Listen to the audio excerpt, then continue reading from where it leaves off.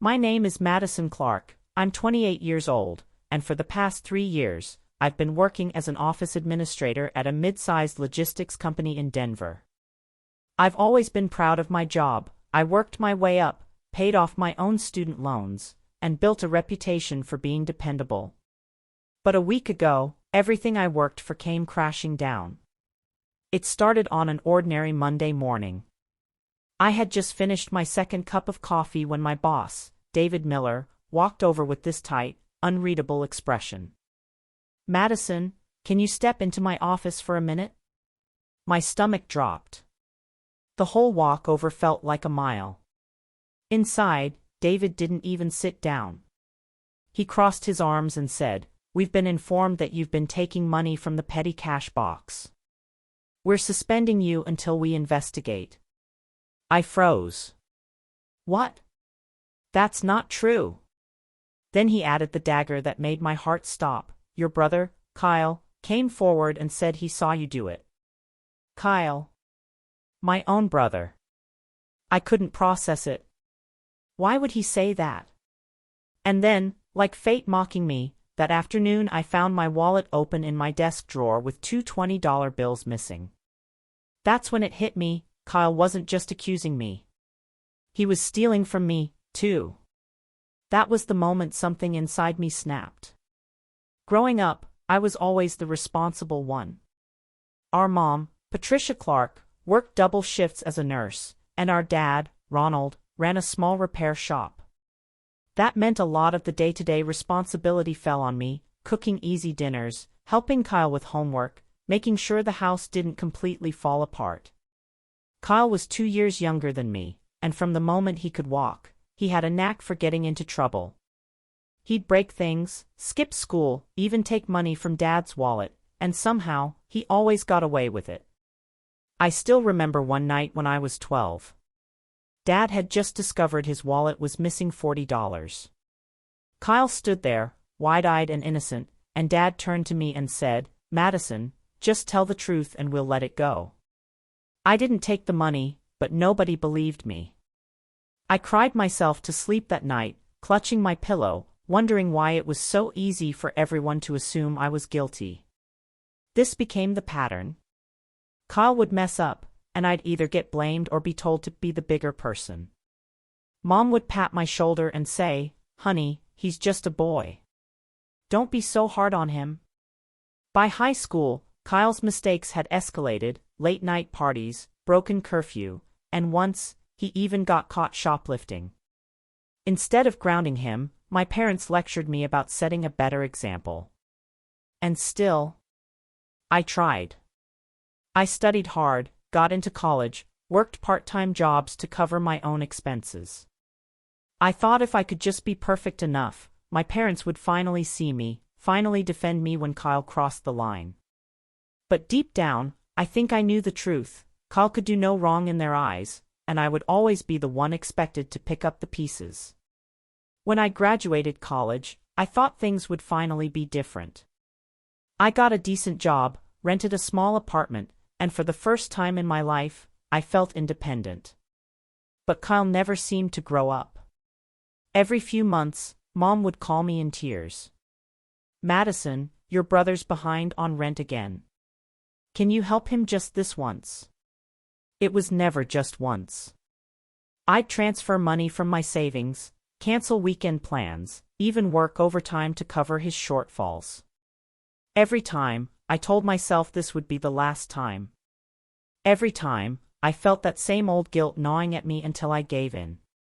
2 years ago, Kyle lost yet another job and came to stay with me just until he gets back on his feet. That just until turned into 9 months of unpaid bills, dirty dishes, and late-night parties in my apartment. When he finally moved out, I had to replace half my cookware and catch up on 3 months of overdue utilities. Even then, I didn't cut him off completely. I just hoped he'd change. Then, a few weeks before everything blew up, Kyle started dropping by my office. He'd bring me coffee, chat up my coworkers, act all charming. At first, I thought maybe he was trying to make amends. But soon I started noticing little things. My favorite pen went missing. A small pack of cash I kept in my drawer for emergency lunches was suddenly short. I brushed it off, told myself maybe I just miscounted or misplaced it. Meanwhile, the pressure at work was intense. We had a big audit coming up, and David was counting on me to keep all the numbers straight. I was staying late, skipping meals, running myself into the ground to make sure nothing went wrong. The last thing I ever expected was for my own brother to be the reason everything fell apart. When David called me into his office that Monday morning and said Kyle had accused me, it felt like a knife twisting in my chest. And when I saw that my own money had been stolen too, the betrayal hit me like a tidal wave. The day after my suspension, I decided I couldn't keep quiet anymore. I drove straight to my parents' house after work hours, my heart pounding so hard it felt like it might burst out of my chest. Kyle was already there, sitting on the couch like he owned the place, scrolling through his phone. "Why did you do it?" I demanded the second I walked in. He barely glanced up. "Do what?" "Don't play dumb, Kyle. You told my boss I was stealing, while you were stealing from me." My voice cracked on the last word. Kyle smirked. "Relax, Mads. You're always so dramatic." Something inside me broke. Years of holding my tongue, of being the good one, just exploded. "You ruined my job, Kyle. Do you even understand what you've done? I worked my entire life to get where I am, and my throat tightened. You just burned it all down because you can't take responsibility for your own mess." Mom rushed into the room then, her hands up like she was breaking up a fight. "Madison, calm down. He's your brother. We don't turn on family over a misunderstanding." "A misunderstanding?" I laughed, a harsh, ugly sound. "You still don't believe me. After everything I've done for this family, you still take his side." Dad didn't say a word. He just sat there, staring at the floor. That silence was louder than any shouting could have been. I grabbed my keys, walked to the door, and said quietly, "I'm done." And when the door clicked shut behind me, I knew it wasn't just for the night. I was done being their scapegoat. Done cleaning up Kyle's messes. Done being part of a family that never chose me back. The night I walked out of my parents' house, I didn't have a plan, just a fierce need to get away. I went home, sat on the edge of my bed, and stared at the four walls of my apartment.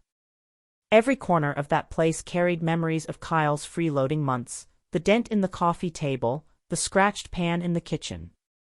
I realized I couldn't stay there anymore. So I made a decision. I was leaving. The next morning, I handed in my resignation letter. David tried to talk me out of it, but my mind was made up. I can't work in a place where my own family can destroy my reputation overnight, I told him. Within 2 weeks, I sold most of my furniture, packed my car with what little I owned, and drove 6 hours south to Santa Fe, New Mexico. It felt terrifying, but also like I was breathing fresh air for the first time in years. I found a small, sunlit apartment with creaky wooden floors and a landlord who didn't ask too many questions. It wasn't fancy, but it was mine, truly mine. Money was tight at first. I picked up a part-time job as a receptionist at a local veterinary clinic, then started freelancing as a bookkeeper for small businesses. Slowly, I pieced together enough income to survive. But more importantly, I started piecing myself back together.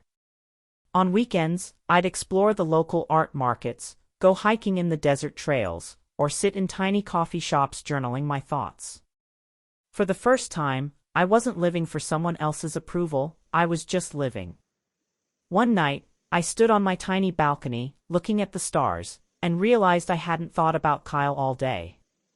That felt like progress. A few months later, I even made a friend, Sophie Ramirez, a fellow bookkeeper who became my first real confidant in years. Over cups of tea, we'd share stories about work, family, heartbreaks, and dreams. Little by little, the heavy knot of anger and betrayal inside me began to loosen. I wasn't the broken girl they thought I was. I was someone stronger, someone building a life that had nothing to do with them. And I loved the person I was becoming. 6 months into my new life, I thought I was finally free. Then the calls started. At first, it was just Mom, leaving voicemails. "Madison, it's been too long. Your brother's been having a hard time. Call me back." I ignored them. Then the texts began. Kyle himself wrote one afternoon. "Kyle, hey Mads, I messed up bad this time. I need you. Please." A part of me almost caved, that old, familiar guilt gnawed at my chest. But then I remembered the look on David's face when he told me I was suspended. The humiliation. The emptiness I felt walking out of my parents' house. I put my phone face down and didn't reply. A week later, Mom called again. This time her voice was urgent. "Your father's not feeling well. He's asking for you. Can you come home?" For a moment, my heart sank. But then I heard it, the sound of Kyle's voice in the background, laughing. It wasn't an emergency. It was another trap. I called Mom back and, for the first time in my life, I said what I had been too scared to say. "Mom, I love you, but I can't come back. Not until you and Dad can admit what Kyle did to me. I won't be your scapegoat anymore." She went quiet. For a moment, I thought she might argue, but she just said, "I understand," and hung up. And that was it. I cried that night, not because I was sad, but because for the first time, I had chosen myself over them. It felt like tearing out a piece of my heart, but it also felt like freedom. I wasn't their safety net anymore. It's been a year since I left everything behind. Sometimes, late at night, I still think about the girl I used to be, the girl who kept saying yes, who kept hoping her family would see her worth if she just tried a little harder. But that girl doesn't exist anymore. The woman I am today knows that love isn't proven by how much pain you can endure for someone else. Love is proven by respect, by honesty, by showing up for each other when it counts. And my family never showed up for me. Do I miss them? Yes. Some days, the silence feels heavier than I expected. But I don't miss who I used to be when I was with them, scared, small, always apologizing for things I didn't do.